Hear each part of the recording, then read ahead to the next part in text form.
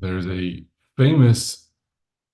odd writing of a letter at the beginning of Parashat VaYikra,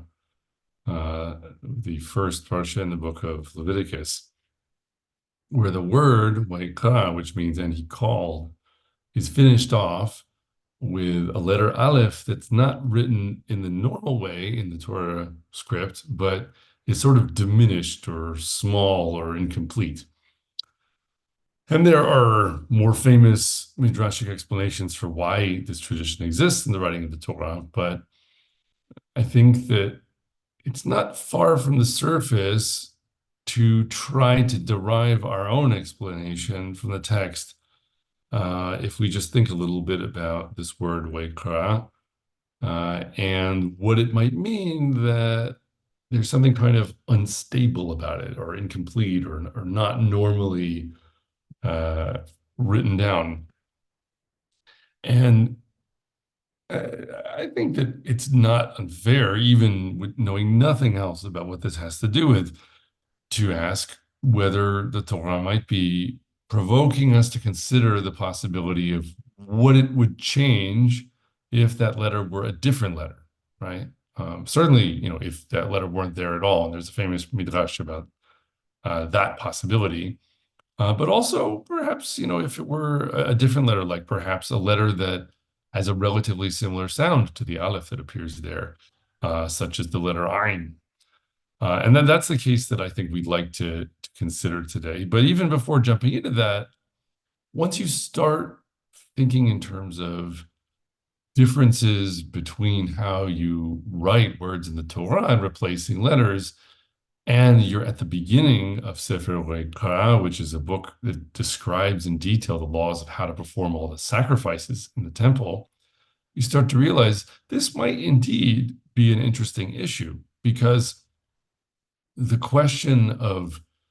how creative and how flexible we can be in the rules that we follow for how we perform sacrifices is not a trivial one or a sort of insubstantial one of little consequence. It's a major theme in the narrative and the laws of the Torah itself,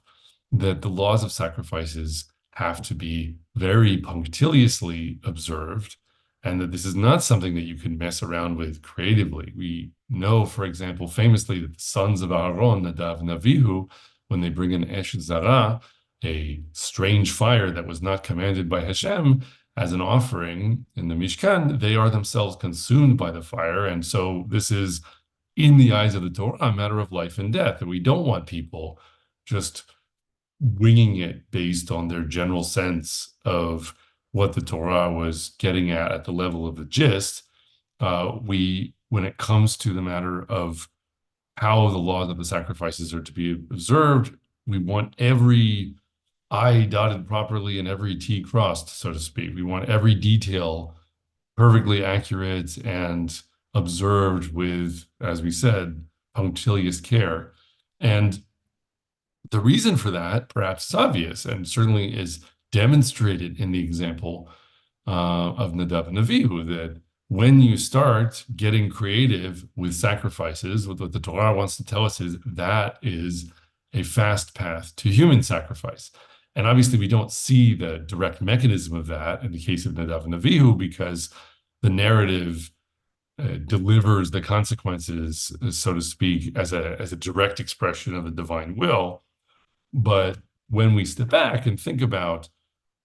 sacrificial cults of the ancient world, it's fairly easy to appreciate that once you start saying, well, we're not really going to follow exactly what it says in the book, so let's think about what we'd like to do today for our sacrifices. The Torah sees a very significant risk there because of the impulse people have to want to give everything to the divine. So there's even this desire at some level to give human beings a sacrifice because of their greater worth. And we see that perhaps first in the example of Cain and Hevel, because the killing of Hevel by Cain may indeed have been the first instance of human sacrifice. But also, obviously, this plays out on the other side in the politics and the, let's say, a inventiveness of the sacrificial cult run by some priesthood. If we're talking a run-of-the-mill priesthood of the ancient world,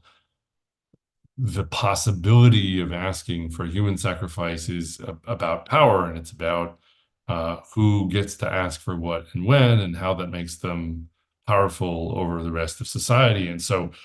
the Torah sees the risk of human sacrifice coming to the fore as being so dire that it pushes under our noses the idea that if you start playing around and being creative with sacrifice, you're going to end up with a person on the altar before too long for one reason or another. So that we can get from other sources, but the point I'd like to make is just that that actually is something that's being evoked by exactly this issue in the way that the letter Aleph is being written, because the the question of whether we could replace even one letter of this text that's giving us our laws of sacrifices and what the consequences of that could be, it turns out there actually is a thread you can pull on there just in that one word, that wraps together a number of different sources that I think may be referenced by this question of, oh, well, what if that aleph were replaced with an ayin? And the reason I say an ayin specifically is because we have the idea from Chazal, from the sages, that alephs and ayins are similar enough that people could play the game of pronouncing one instead of the other. This is something that there is a tradition for in the time of the Talmudic sages,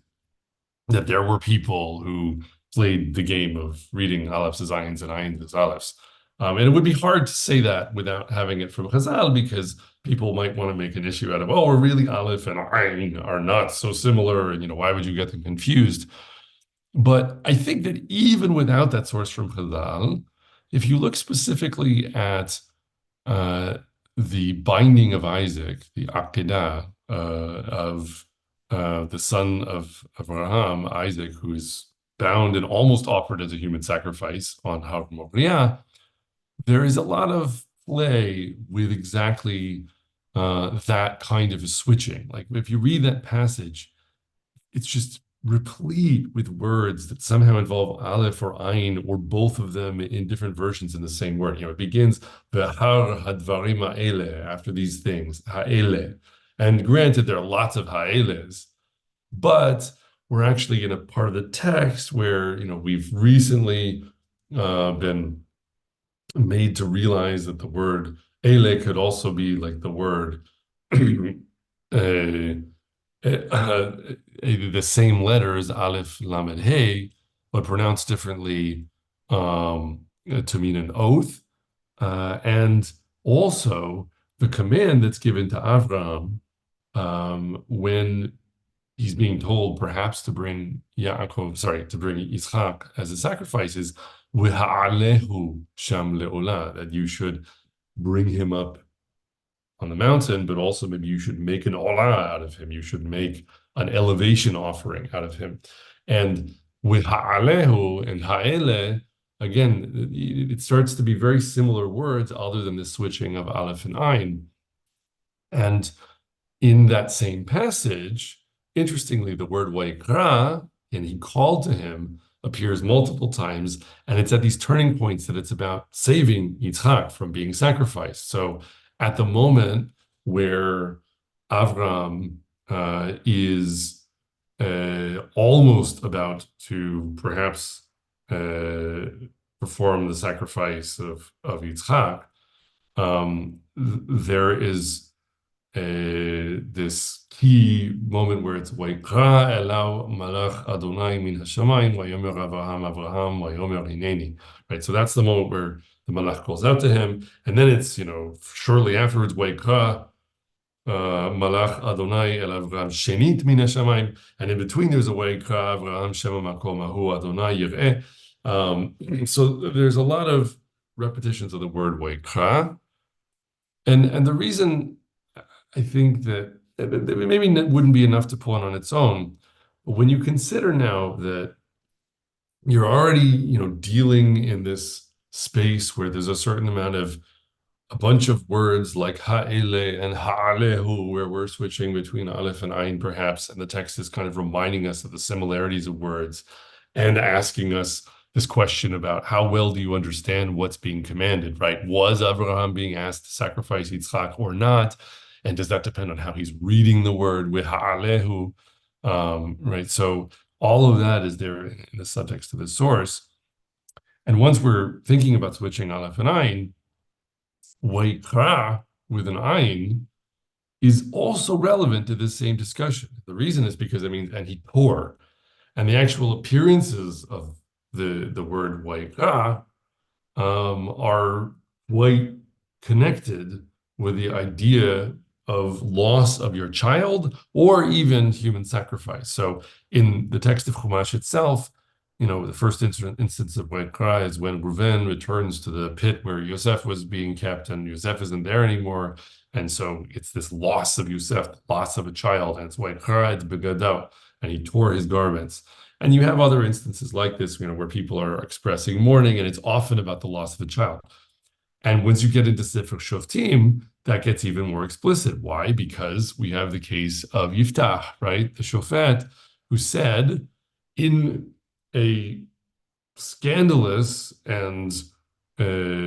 sinful creativeness about sacrifices offered to God, he says, if you give me victory over my enemies, the Bnei Ammon, then I will sacrifice to you whatever walks through my door to greet me. And then it's Wayihi kirotho otah, when he saw his daughter coming out to him, Wayikra, with an ayin et begadav, and he tore his garments. He grieves because he sees now that he's entrapped himself into perhaps sacrificing his daughter. So there's a specific instance where we see creativity in promises about sacrifices or oaths that are being made about sacrifices can lead to human sacrifice. And the turning point for that realization is this word "vayikra" with an ayin.